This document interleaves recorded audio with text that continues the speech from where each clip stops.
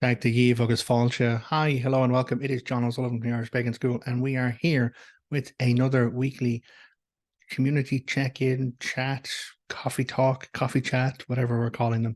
And today I know I'm going to pretty much upset some people, because I'm going to disagree with some people. And I think it is important and it's healthy to have disagreement, as long as disagreement does not come with disrespect. And that's where things get blurry in many community spaces, in many spaces all around the world. It is possible to have a disagreement with someone and not hate their freaking guts. It is possible to have a disagreement with someone and, accept the fact that you're never going to align your views or share perspective. All of these things are just normal because we are, as I keep saying, a collective of multifaceted, unique individuals who grow and change over time. So, today's chat, I am going to be talking about some community stuff that has popped up in our Irish Pagans community, but also in other communities around the world, other pagan communities, the leaders of which have reached out to us with concerns. And so, they have managed and dealt with things from their perspective. And if you're in our social media spaces, you're probably aware of that. But it's also important to us as leaders of the Irish Pagan School community to talk about it from our own perspective too, to talk about our own stuff from our own perspective. I'm not talking about anyone else's business. I may know other information about other people's business, but if it's not my story to tell, I'm not going to tell it. Them's bad dart, bad bird rules. um, so yeah, just to kind of drive onto it. Essentially, there has been a number of instances in the pagan community that we're aware of people being contacted by individuals that they may know or may not know with unsolicited evocation, I suppose would be a way of presenting it, or unsolicited communications claiming under the auspices of deity, speaking on behalf of a god or goddess. And that is a problem. So, to kind of talk about our own stuff, Laura and I run our business here. We run our school, we're public kind of pagan figures, and we work really hard to engender and foster good, healthy relationships with our community. And the word we use is tua. Tua is the ancient Irish word for tribe, and it's not family. I'm not brother and sister to everyone else I know in our group, or I'm not father to everyone else or son to anyone else in our communities. It's not clan, which is the Irish word for family. It's tua, which is the Irish word for tribe. And a tribe is a chosen collective. It is a community of individuals, most notably defined by the lands where they come from, historically defined by the lands where they come from or where they reside. Which is where we look at the ancient Irish kind of timeframes. There was no one true high king of Ireland. There was a lot of kings in Ireland at one point. I think there was like 108 different kingships in Ireland, each with their own territories, each with their own king, each with their own tua tribe in that landscape. So with any kind of collective or with any kind of tribe, you're never going to get complete consensus. It's just like, it's not really going to be possible. But what you can get is shared agreement or shared guidelines or parameters. And with that, that's where we have all of our rules within the social media spaces or all of our groups. So if you're joining any of our groups, you're asked to agree to those rules. Those rules don't exist to keep people out. Those rules exist to maintain an awareness of what is right and good and honest and respectful behavior within the community, within the tribe. And again, it's impossible. It's perfectly fine to disagree with someone in the tour, in any of our spaces. Disagree with me. If you think I'm wrong, tell me I'm wrong, but do it respectfully. And that is what we try and do ourselves. We try and offer that kind of we don't agree with you. Here's other information, or here's, have you considered this perspective? Because Laura and I are teachers at the end of the day. Our whole purpose is to teach, is to provide information. We're not here to pontificate. I'm not here to, tell you there's a one true way. I'm not here to speak on behalf of the Dagda for anyone else. Or to tell them that the words I speak are Dagda words, and that any words that they hear from anyone else aren't Dagda words. That is just Okay, that is the core of toxic behavioral cultish behavior. That is the core of cultish behavior. When you have an individual who places themselves above everyone else in their group, in their community, under the auspices of they are the one true connection, one true knowledge, one true pathway.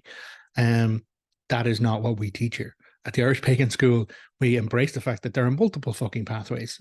There are multiple fucking gods and there are multiple fucking pathways to all of those gods. And the only pathway that will ever work for you is the one you figure out for your fucking self. All we at the Irish Pagan School do is provide tools, provide information, provide, stories, provide landscape like awareness, provide essentially what we're doing is we're putting up guideposts and those little kind of, do you ever go on a tour? Do you ever go like wherever you are, maybe treat wherever you are like a tourist and go look for those signposts. See if there's any signposts that say, oh, this person was born in this location, or this person died in this location, or on this scene of this was the scene of this site of whatever. And like literally in the Irish lore, in the Irish manuscripts we have, there's a thing called the Dinhenicus, which there's the Wren and the metrical Dinhenicus, which are lists of this shit happened here. This place is called this because this thing happened here. That's all it is. Because that's important to know where you are, where you're coming from. And so it's important to be aware of how we choose to come together as a collective and avoiding like those cultish behaviors. You've heard me say it multiple times. If you've been in any kind of session, second Saturday session, hangout sessions that we do with our mailing list, you know the fact that I talk a lot. I absolutely talk a lot. Part of that is my own nervous disposition. I get very self-conscious and I talk. So, I don't go quiet, I talk. When I'm quiet, I'm probably thinking, and that's probably when you need to be more aware of John, when he's actually not making noise. But I'm being a little bit facetious and jokey about that. But I time and again say it's not the John and Laura show. And we mean that. All of this stuff that we're building, all of this information that we're giving, all of this teaching that we're doing is to get to the point where there is enough information there for it to sustain itself forever into the end. And if I were to die tomorrow, the name of the deity wouldn't disappear off this world. If I was to go out like 5 years from now, the Irish Pagan School would still continue with someone else kind of like making sure that the resources are available to grow for everyone else in the world to find their own way, to find their own path. And so the problem that we have experienced collectively and that I've observed is that some individuals have taken it upon themselves to define the path for other people. Essentially, they've, in a way, violated spiritual consent. They have chosen to take their own experiences and use their own experiences to define someone else's spirituality, someone else's relationship to themselves, someone else's relationship to their gods, and someone else's relationship to the island of Ireland. And they're wrong. They're just wrong. Now, I'm not saying they're bad people and I hate them and how dare they, I'm not coming for anyone in the comments. I'm not kind of tearing people down. Like, you'll notice I'm not naming names. I'm calling out bad behavior because the behavior is the thing that is wrong. And I can hopefully, if any one of these individuals comes across this video or hears this podcast or wherever they come across it, like they will feel that I'm dealing with this in a respectful manner. We all of us have our spiritual journey. You've heard me talk about it a lot. There's a lot of videos on here about it, and it is unique to us because we are in essence unique. And our changes and our growth and our experiences are very impactful because they are very personal. And so when things are impactful and personal, they can trigger a lot of emotion. And when things trigger a lot of emotion, we can become very sensitive. And I'm saying we because this has happened to me as well. Like, I'm not above this experience. And I have had experiences where something like my own spiritual growth moves to the next level and I'm like, holy fucking shit. And it's scary and it's big. And, it has on occasion involved what I refer to as power ups or like, skill ups. If I'm like leveling up in some form of game, then I gain or I unlock a new ability because I have gained enough experience, or I have grown my perceptions to understand my relationship to myself and to my gods to such a degree that I now have a new way of looking at things. But I don't then try and force that new way of looking things on everyone else. And I don't try and put down, belittle, demean, or demand of other people based on my own growth and my own spiritual practices, because that would be a cult. And we're not doing a cult here, people. So there is nothing wrong with having these experiences. There is nothing wrong with, experiencing the voice of your deities, your gods, guides, guardians. There's nothing wrong with, accessing information for yourself or for others if they request it. And this is the part that is the problem. Even the oracle at fucking Delphi in Greece didn't come out of the cave and go chasing around after everyone going, here, by the way, check the lottery numbers next week, it's going to be you. No, people had to go, people had to journey, and people had to present a question in order to then receive the knowledge, the wisdom, the information. Even in the ancient Irish society, you had to put a kecht or a question upon a bard in order to get a story. The bard wouldn't walk in and go, I'm going to tell you all the one about. I'm going to tell you all the one about. The bard would present himself into the company. They would present themselves into the gathering, invited by the chieftain, the king, or whoever, and then they would wait for a kecht. They would wait for a question. And then they would answer that to the best of their ability. And we have stories of like bardoffs or like, rival chieftains have gathered in neutral space and in some brua, which is neutral space. And like, the two bards are called up and the question is placed. And, constantly the both of them are under fire to see which one is going to fail first, which one is not going to have the story to match the question. But all of that involves consent. People asking for information, people asking, coming to and seeking for content or inspiration or perception or prophecy.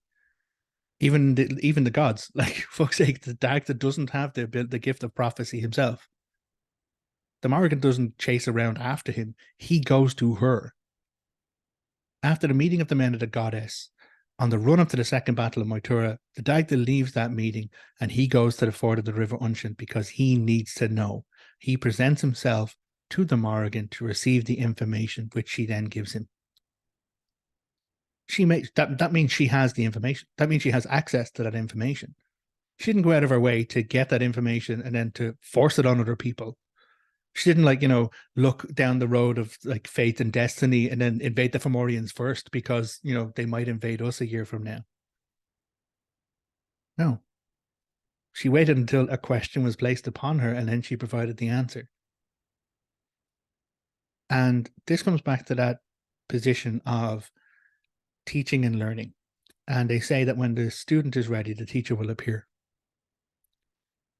We have to be ready to expose ourselves to challenging circumstances, to our perceptions, to growth. We have to be in a position of openness in order to face our darkness or to overcome our ignorance. And I don't mean ignorance in a derogatory or demeaning sense of someone's character. I'm using ignorance in the term of like they might just not fucking know. And that's what I mean by that. So like, we have to, all of us, accept the fact that there are things that we don't know. And there's more in this world that we don't know than we actually do know. And that needs to be fundamental. That needs to be something that is no longer or not in any way demeaned or vilified or whatever. And there's a fear, especially in this information age, about not knowing. What do you mean you don't know? Suddenly, no, of course I knew that. There's nothing wrong with saying, I don't know. There's nothing wrong with being ignorant of information or ignorant of experience or ignorant of history or anything like that at all. The only thing wrong is if you choose to remain so. If you choose to ignore information, if you choose to ignore the what is going on and choose ignorance. That's when things have a problem. But if someone is choosing to be ignorant, if someone is choosing to, deny knowledge or deny information or acceptance, there is literally nothing you can do about it. You can bark till you're blue in the face and you still won't change it. Because the person themselves, whoever they are, or the collective themselves, or the community group, or the tua or tribe, need to be in a position where they're open to experiencing new information, open to respectfully engaging in disagreement, and finding ways to grow together and grow as a collective. I I know there's a lot of hate out there. There is. I know there's a lot of harm out there. There is. I know there's a lot of like toxic masculine groups out there. I am honored that people have literally said to me, John, you're one of the only non-toxic males I know in my life. And I'm like, I feel bad about that. And I'm aware that there are these other groups, but I'm not going into those groups and demanding that they follow me in the one true way of non-toxic masculinity, because that's never going to work. Now, if they turn up at my house, if they turn up in my tribe, if they turn up in my tua and start trying to come for my people, then I will have very different stance on that. Then I will be like, I'm sorry, you can either sit down and listen and learn from this, or I will take all the time in the fucking world to take you through a different perspective and to hopefully teach you a different perspective. And if they do, great, they've become part of our tua and they have grown out of their ignorance, or they've grown out of their poor behaviors. And that's fucking ideal. But if they come specifically to cause harm or come specifically to cause damage, then they're not welcome. Because regardless of how much effort or energy I could put in to try and change their life, they haven't come seeking the change. They haven't come seeking new information. They're not ready for that. And I have a community, a tribe, a tua behind me that I, need to look after. There are like many other people. There are like 14,000 people on our mailing list. If you're not on the mailing list, consider joining it. Because you'll get notices when all these content comes out, but also you'll get like invitations to those live sessions that we do once a month. Because that's our commitment, to be around each other, to turn up for each other, to be a tribe, to be a community. And time and again, I'm honored by how many people have like telling us or sharing stories about okay, I'm saddened that they have these stories in the first place, but I'm honored that they find us and that they share their stories knowing that they're in a different space. And a lot of those cases, those stories are about spiritual abuse. Those stories are about times that they've been taken advantage of with their energy, with their belief, with their spirituality, with their religion. No matter if that's one of the big five religions or some pagan group or a cult. Like, we've had actually people come to us like, I was actually in a legit cult, and like they have survived it, they escaped it, and they're delighted to find that there are spiritual pathways that are just not that they're just not cultish, but that they are aware of the fact that cults exist and that they are actively against that kind of behavior. And they identify the Irish Pagan School as one of those groups that is aware that cults exist, aware that we have toxic kind of spirituality out there, aware that there are cults of personality, aware that where people believe there is power, and where power exists, there will always be people who try and take advantage of that power. And we are very much against that in every fucking avenue that we can be. Because 9 times out of 10, it's never used right. In my own past, I was working a long time ago with a group of spiritual individuals trying to help them figure themselves out. And I was still trying to figure myself out. And I did not do it right, people. I absolutely fucked up many of those relationships. And I'm delightful that they carried on. And the ones I've been in contact with are still, safely growing and changing in their own ways. But I wasn't my best, shiniest self at that point. I didn't harm anyone intentionally. I think I may have gone out of my way to overprotect people in some ways. And also, like, I was broken, wounded heart at that time too. So again, I never crossed lines with most. There was one individual I had a relationship with, and I cared a lot about them. but they had another relationship at the time. So, and it was a blurring of lines. We were working together in a spiritual group, and I was not aware of maintaining my own healthy sense of ego, and I allowed the unhealthy aspects of my ego to dictate some of my actions, and I accept responsibility for that, and I have shame over that. Now, we separated, we're no longer friends, and I wish them all of the very best in all of the worlds. Never have wished them ill, and never will. So I'm not perfect, and no one is perfect, but I will admit my mistakes, because it's only then that I can grow from them. It's only then that I can see where I've done it wrong and I can do it right. But while I was working with this group, there was one of the individuals was in a regular kind of energy practice in Ashburn, which is north of Dublin. And, they were like, oh yeah, someone has moved into the area, and like, we're delighted to have him here. Like he's just amazing to be around. And like our group is doing so much together with him, like kind of leading us now. And I'm like, great, fantastic, delighted for her to kind of be able to be in that space. And then she started talking more about what they were doing, and like the practices, and they were gathering on the full moons, and they were raising energy. And then I asked the questions like, well, where does the energy go? Like what is collectively putting all of that effort and energy towards, with an open interest of like, is it, I don't know, better environmental area for your community? Is it like better kind of overcoming kind of challenges or issues for your collective, for your people, for, I don't know, against toxic patriarchy? Like all of these things are good to raise energy and to target against. But I asked that question like, well, when you generate all this energy, what do you do with it? And it's like, oh, well, we give it all to him, and then he kind of directs it on. I'm like, okay, but where does he put the energy?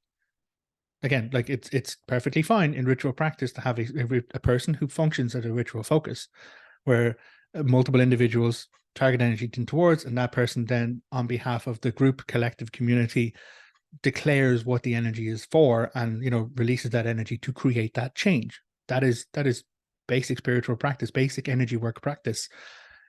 And she couldn't answer that, and that's when I had a worry. And I was like, okay.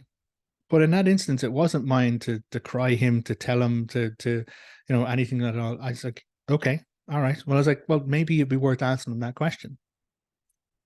And the next time I saw her, she told me that the entire group had collapsed. Everything had gone wrong. This individual had been an absolute toxic drain on all of them, and other people's relationships had fallen apart. And like some of the working group had gotten like significantly ill. And I was like, did you ever ask him? And I was like, yeah, I asked him. And that's when it all went to shit. So there are like, when one person believes something, there is power. Like if I believe, and I believe in the tactic. So that is energy, and I give my energy towards him because that is part of my calling, and that is what I do because that is my belief.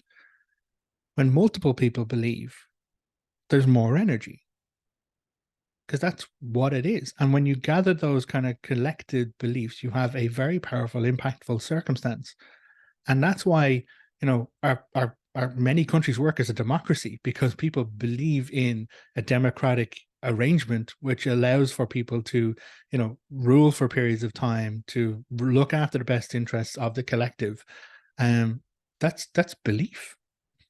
If we want to get even more fundamental, like, reach into your pocket, your wallet, your purse, wherever you keep your finances, and take out a coin or take out a note. What is it? It is a lump of metal, or it is a piece of fabric. That is fundamentally what it is. It in itself has zero intrinsic value. Okay, maybe marginal intrinsic value because there's art on it, or like, it's made of X amounts of whatever percentages of metal. But the number printed on that only has a value because everyone believes it has a value. The money only works is because everyone believes it works. It comes from like gold, and like, actually, funnily enough, take it back, history adjacent sideline, folks. Gold was the only thing of value, and That's where it was. Everyone kind of knew that gold was valuable and you worked with gold. And the Templars were the ones who set up the first kind of temples all over the place. And people would then put in their gold in one Templar location, and they'd receive a document that said, yes, they put in X amount of gold. And then when they went to the next, they would then journey safely without having to lug all their gold with them to the next Templar temple. They would present this writ, and then they'd be given the gold based on what was written on that writ, because that was the agreement. That was like, the entire structure was backed by this militant order who were like, yep, absolutely, we can support this. And so then it got to the point where people weren't even taking the gold out anymore. They just started to exchange the Templar notes for goods and services, because if you take that down to the temple, you'd be able to get physical, literal gold out of it, because that then is the value of it. And that is the foundation of modern currency. That is the foundation of modern economy, in many ways, modern banking, because everyone believes that it has a value. And so therefore it has value. In the same way with spiritual groups and with religions and with like practices, like if people believe it, then there's a huge amount of energy and effort that goes towards that. And then there's a huge amount of power that comes from it. So many people are involved in the Christian faith, many of them involved in the Catholic Church. Many of them believe that the Pope, as the head of the Catholic Church, speaks for God. But the Pope is elected. The Pope is elected from a bunch of cardinals and bishops and all the rest of the lads. And we have seen popes in my living lifetime who have done terrible fucking things. What was it, Pope Benedict, who was Bishop Ratzinger? He was head of, a particular section within, when he was an archbishop, which oversaw the what? I don't know if I have the exact words. The rearranging of dioceses, or servants or priests. Essentially, he oversaw the priest shuffle. So that pedophile priests were taken out of their locations, taken out of their parishes, and put in different parishes. Not that they were taken away, not that they were kind of educated, not that they were kind of like whatever, because they repented their sins, and canon law is more important than regular law. And so this individual oversaw the priest shuffle that took pedophiles out of one place and put them in another place. And he became Pope. But people believe that the Pope is the figurehead or speaks for God. And this is where there is no such thing as a pagan Pope. And there will never be such a thing as a pagan Pope, because paganism is a collective term, an umbrella term for many different forms of spiritual practices that have a couple of cornerstone elements that are the same. So there is no one true person who can oversee all of that. There is no one individual who has the right to speak for every other pagan out there, or every other Irish pagan out there. And I'm including myself in that. I have no fucking right to speak for the Dagda, or to speak for the entirety of the Irish pagan school community, or the entirety of the Irish pagan school, or Irish pagans all around the world.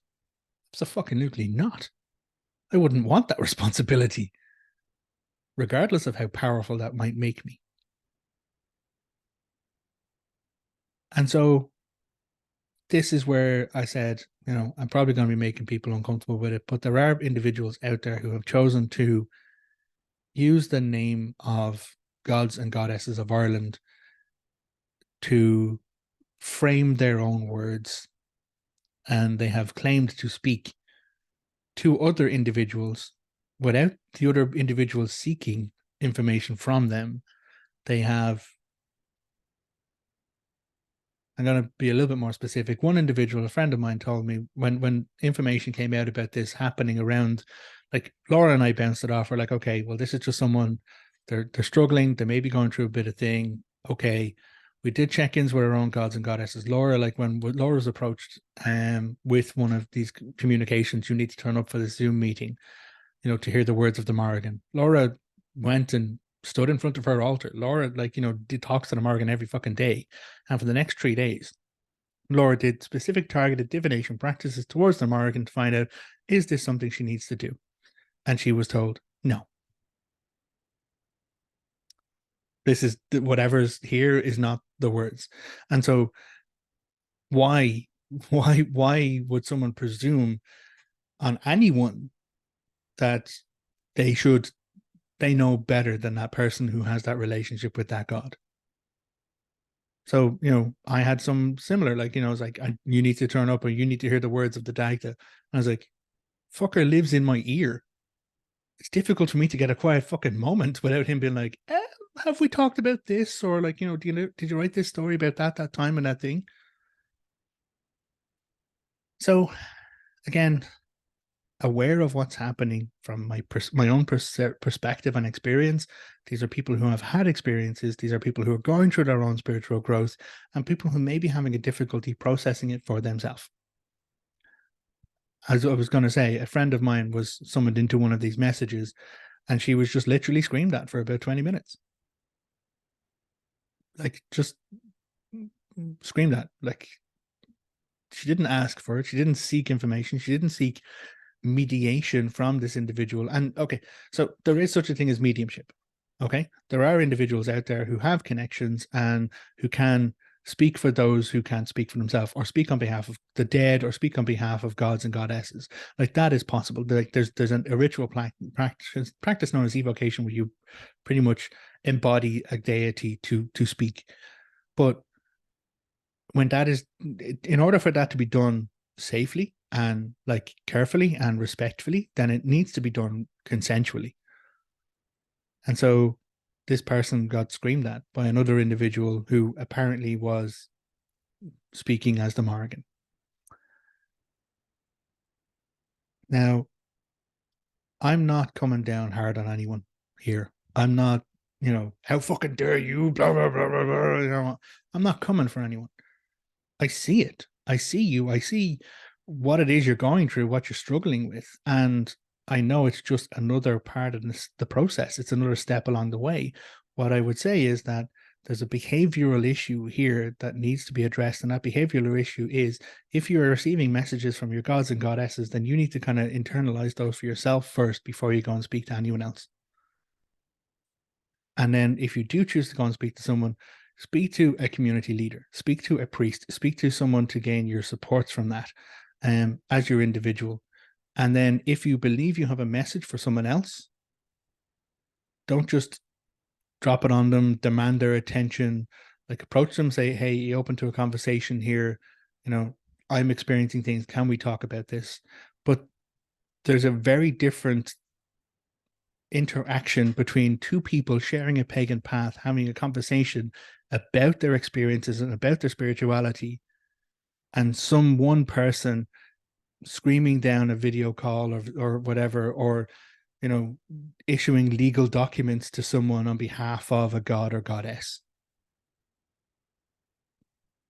And we all have problems with each other. There is no, community who will ever get 100% consensus. And yes, absolutely, there are toxic communities. Yes, there are bad communities. Yes, there are bad individuals within good communities. All of these things happen because we're very fucking complex creatures. But defining yourself as the one true voice of a particular deity and then like going to war with people over it, I can't say that is good behavior. Now, tell me I'm wrong.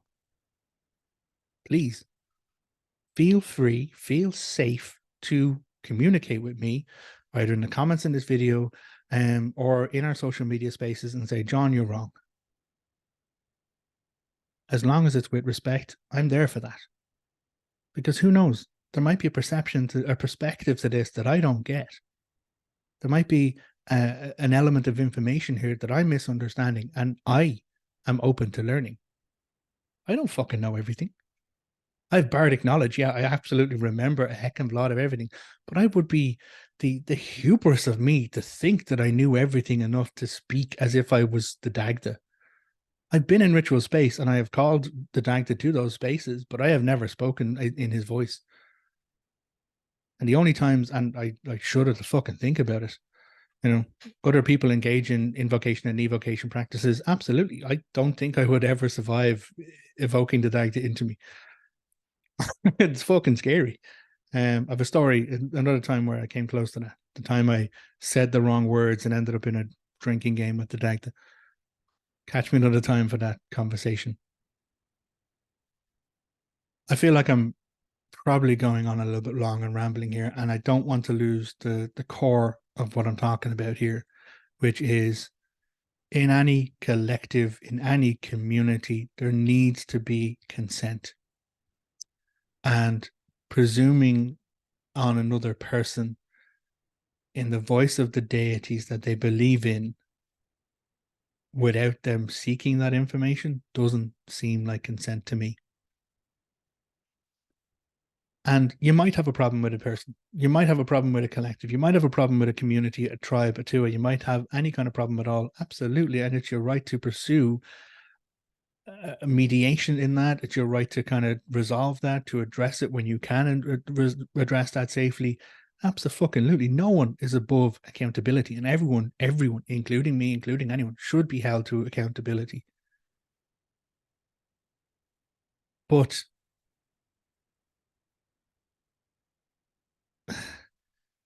speaking on behalf of a deity to try and drive accountability or to force accountability on people who haven't kind of opened themselves to like having a dialogue or having a conversation, even if it's true, you're not going to get anywhere because it'll fall on deaf ears and it's a waste of effort and energy. But again, I am of the personal opinion that gods may work in us, work through us, work with us in so many different ways. Gods may speak through us. Like there may be times where I'm just talking away and someone hears something and they're like, oh, fuck, that's the word of the day. That's the thing that has changed my life, or that's the thing that has, opened my perceptions or whatever. That is not me intentionally speaking as the dictator, speaking on behalf of that. That absolutely not. Fucker might, as I said, I work for the guy. He slips information in through my ear any which way. But that's different from me going out chasing you around, following you to where you live, following you into your communities and telling you to hear the word of the Dagda and how it's going to change your life. It's not, because you haven't asked for it. You aren't open to seeking it. You aren't open to growth and change. So there has been a difficulty with this behavior. Now, again, I'm not coming for anyone. I'm not.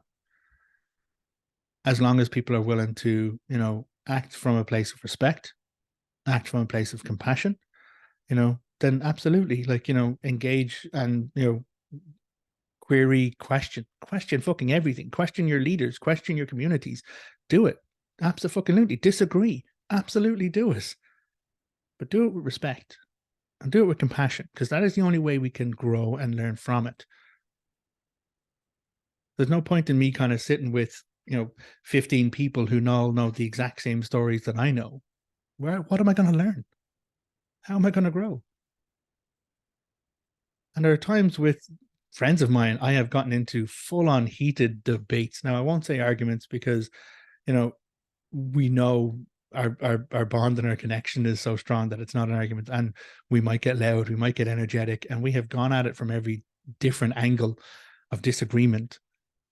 But invariably, we come away learning something. And even if the thing we learn is more information about our friends' perspectives, we have still learned something because we were open to do it. Now, I'm trying to go through my mind catalog or mind list of what I was going to talk in this video, and I think I have covered everything. Again, just to reassure, it's not any one individual or group of individuals or anything like that at all. Like, and even the targets of these experiences, like, you're not alone in that. Other people have received similar experiences. I'm sorry if any of it was difficult or upsetting for you. What I would say is it is about a behavior. It is about a behavior that links to cultish attitudes, to, like, abusive manipulations. And that is just not healthy for anyone. That is not how anything gets done. That is not how we grow as a collective. That is how we, as humans, begin to differ from each other and other each other and squabble and fight over stuff. And if there's a problem with me and anything I've said, absolutely let me know. If it's done with respect and compassion, you'll find respect and compassion in response. And who knows, I might learn something from it, or you might learn something from it, or we might disagree and choose to go our different ways. And even that can be done with respect and compassion. So I think I have said all I was going to say. We all need to be careful. We just do. Because growth, when it comes along, can be very impactful. Spiritual growth, when it hits that level up point, to go back to that analogy, when it hits that moment of shit fucking clicking into place, so many blockages and barriers and kind of preconceived ideals and perceptions just disappear. They go out the window, and suddenly you begin to see the world very fucking differently. Suddenly stuff begins to make a lot more fucking sense. The best thing to do at that time and at that moment is to explore it for yourself, document it for yourself, grow within it for yourself, but also bring that healthy ego into it as well. There are times where I swear I have seen the full extent of humanity from the beginning to the end. There are times where I've written stories, and I'm currently struggling to finish a story which is blowing my fucking mind with the information I'm getting by this exploration of moment with the Dagda. And it's scary. I don't know if I'll ever actually get the story out, but I'm learning from it. I'm growing from it. And at the end of the day, I'm still just John O'Sullivan, son of Jack and Carmel, partner of Laura O'Brien, co-founder of the Irish Pagan School. Lead designer of elanauthor.net, our merchandising. Yeah, I suppose. Skelly Bjug, the little storyteller. That's my author name. A stepfather to a son, a chosen father to a son, stepfather to a daughter. Granddad. Actually, I've been called granddad. All of these things are very normal, but they're also very powerful too. They're also very real. And so, as much as I might bounce off Dagda level wisdom or knowledge or experience at times, and I want to share, and I have my calling, my formal agreement with him to share, I don't go like chasing people around with pamphlets. Like, I walk past them in Waterford here every fucking day. There's setups, like, and it's missionary work. We need to go and, like, collect the lost lambs. We need to go after these people. And it's like, okay, so what, I'm working up to approaching these individuals and asking them their position on trans rights and on homosexuality and on, like, gay marriage and marriage equality. And I know exactly the t-shirt I'm going to wear when I do it as well. The big kind of pride love t-shirt. Or I was thinking I might just wear a big Dagda t-shirt and stand beside him and say, I don't agree with this person, but I'm not going to tell you why. Figure it out for yourself. you know. But that's just being playful, because what it really comes down to is people need to choose their moment for teaching. People need to choose their moment for learning, and that's the only way that there will be effective teaching and learning. Yeah, I'm really feeling that I'm rambling off here, and I need to probably say goodbye. What I will say again, just to wrap it all off, is look after yourself. Like, honestly, take care of yourself. You're the only one of you who will ever exist. And yes, you may have experiences that kind of alter your perceptions or alter your things, but you need to start with yourself first.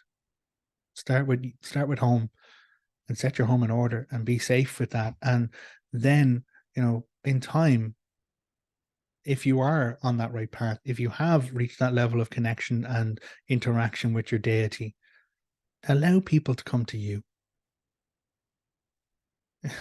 There's that's what we do. We provide information out there, even these videos and podcasts.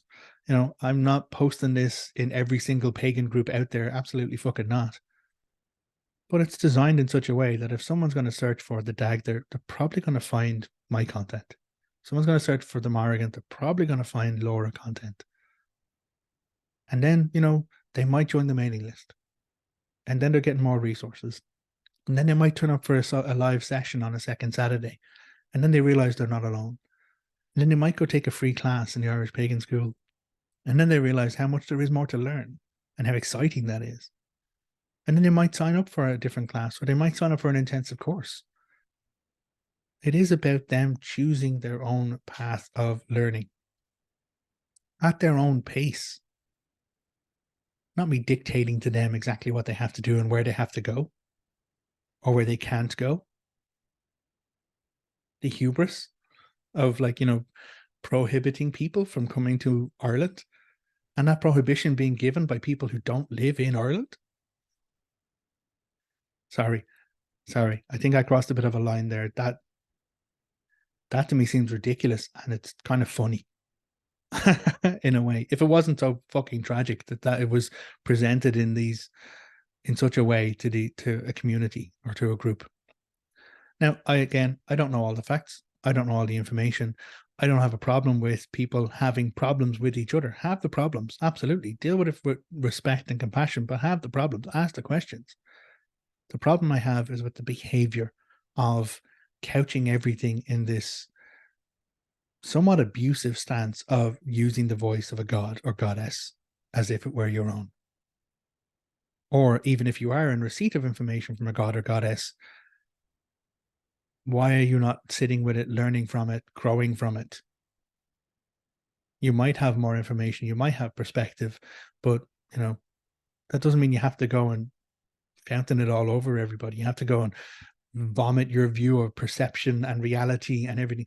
Like, folks, if I was to actually go deep with some of the thoughts that I get from my explorations of my relationship with the Dagda, I would alienate everybody, because it goes down into quantum mechanics. It goes down into, identity. It goes down into, the idea that none of this is actually real at all. And it is about our perceptions that define everything, and the functions of the mind, and how the mind differs from person to person, but it's not actually as different as we think it is, because we're all growing up in similar themes, similar environments, on the same planet, floating in the same celestial location around this same burning ball of star. Honestly, I can absolutely go really fucking crazy or sound really fucking crazy if I was to go full on with all of the things that pop into my head every 5 minutes when I talk to the Dagda. But instead, I find a way to put it down in story that allows me to kind of process my perception of it, and then I let it go. And if someone else finds the story and reads it, they might get something from it. Or they might then come and ask me a question, and I'll do my best to answer it. But I don't expect them to agree with me. I don't expect them to take the word I say as gospel. Absolutely not. I'm not invested in them changing their behaviors or changing their life because of me. But I'm honored when people do reach out and say, I now put a cup of coffee out for the Dagda on my dailies. I now have Dagda stuff in my kitchen where the fucker actually prefers to be, instead of in where the altar space is with everyone else. I'm delighted to get that. I don't expect that. I don't demand that. And now I have definitely slipped across into the area of rant, and I'm feeling very self-conscious about it. At the end of the day, look after yourself. You're the only one of you that will ever exist. Honor that, love that, and take care of it. Especially when stuff gets scary, especially when stuff gets big. Like, there is never any one true answer. There's never one true selection. It is about pathways of growth, and there are so many different ways to do it. As long as you're looking after yourself, and looking after yourself in a healthy, respectful, compassionate, careful way, you'll manage. You'll get there. I believe in you. So, from all of us here at the Irish Pagan School, I will say, Gurav Mahagas, thank you for joining me for this somewhat of a rant. And hopefully we can all kind of move forward and maintain that respect and that compassion that we need, to work as a collective when we need to, but also don't be afraid to work as an individual. And if it's not our tua, fine, find your tua, find your people, find your tribe, and that's where you will find comfort and home. So again, look after yourself, take care, and until next time, slán, goodbye.